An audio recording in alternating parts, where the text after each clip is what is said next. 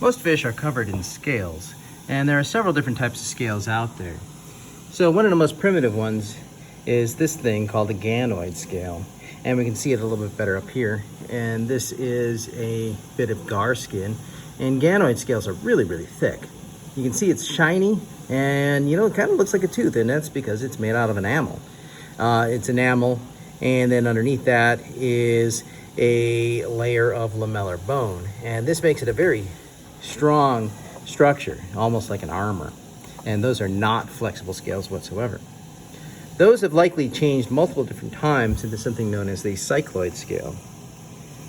Cycloid scales only have a little bit of enamel on the exposed surface, which is this rounder part.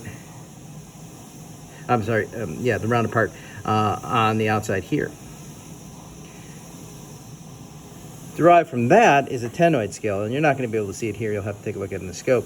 But there are tiny teeth on the posterior edge of the scale, and those are there to kind of break up flow around the fish.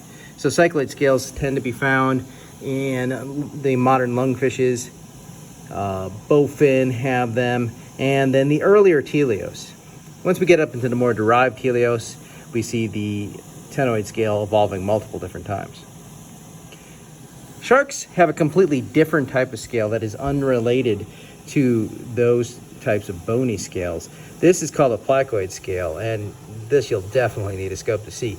There are probably about 25 to 50 or so scales in there, and what they are so they're sometimes referred to as denticles because they are little teeth that are in the skin. And so they're made out of enamel and dentine, and they even have a pulp cavity. So clearly scales and teeth are related to one another and probably form multiple different times.